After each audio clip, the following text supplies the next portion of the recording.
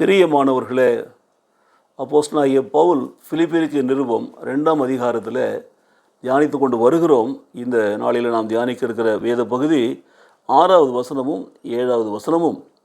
கிறிஸ்து அவர் தேவனுடைய ரூபமாக இருந்தும் தேவனுக்கு சமமானதாக பொருளை கொள்ளையாடின பொருளாக எண்ணாமல் தம்மை தாமே வெறுமையாக்கி அடிமையின் ரூபம் எடுத்து மனுஷர் சாயலானார்.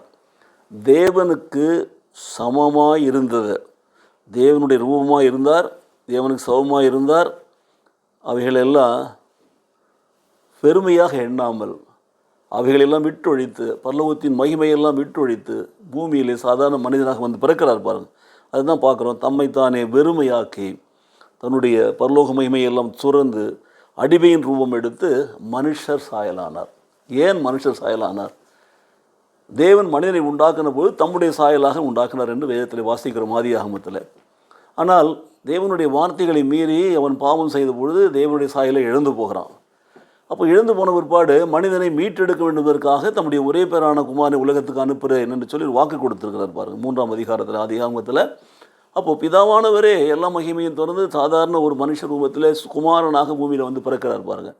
அப்போ வருகிற பொழுது அவர் மனுஷர் சாயலிலே வந்து மனுஷன் செய்த அத்தனை பாவங்களையும் அக்கிரமங்களையும் தன்மேலே ஏற்றுக்கொண்டு அவனுக்கு வர வேண்டிய தண்டனையை தன்மேலே ஏற்றுக்கொண்டு தான் தண்டனையை அனுபவித்து அவனுக்கு மீட்பை சம்பாதிக்கும்படி மீண்டும் அவனுக்கு தேவ சாயலை கொடுக்கும்படி ஆண்டவராய் இயேசு கிறிஸ்து மனுஷர் சாயலானார் என்று பார்க்கிறோம்.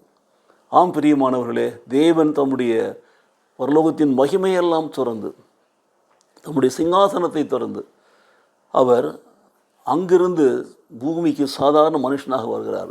தன்னை வெறுமையாக்குகிறார், அடிமையின் ரூபமாய் மாற்றுகிறார், மனுஷர் சாயலுக்கு வருகிறார்.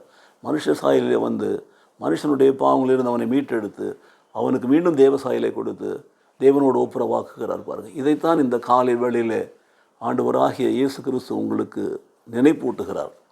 உங்களுக்காகத்தான் பரலோகத்தின் மகிமையை தொடர்ந்து பூமியிலே வந்து சாதாரண மனிதனாக பிறந்தேன். உங்கள் பாவங்கள் அக்கிரமங்களுக்காக நான் அடிக்கப்பட்டு பாதிக்கப்பட்டு என் ஜீவனை கொடுத்து உங்களை மீட்டெடுக்கும்படியாகத்தான் அடிமையின் ரூபம் எடுத்தேன், என்னை வெறுமையாக்கினேன் என்று சொல்லுகிறார் பாருங்கள். அந்த தேவனுடைய பெரிதான அன்பை நாம் உணர்ந்தோம் என்று சொன்னால் நாம் இந்த பூமியிலே வாழ்கிற பொழுது பாவத்தை விட்டு விலகி தேவனுக்கு பிரியமான பிள்ளைகளாக முதலாவது படைக்கப்பட்ட மக்கள் எப்படி ஆண்டோடைய வார்த்தையை மீறினார்களோ கீழ்ப்படியாமல் போனார்களோ அப்படி போகாமல் இன்றைக்கு தேவனுடைய வார்த்தையை கேட்டு கீழ்ப்பணிந்து நடந்து அவருடைய சாயலிலே நாம் நிலைத்திருப்போம் என்று சொல்லி நாம் ஒப்புக் கொடுப்போம். கர்த்தரிடத்தில் ஜெபிப்போமா? எங்களை நேசிக்கிற நல்ல பிதாவே, நிறைந்த உள்ளத்தோடு துதிக்கிறோம் சுவாமி.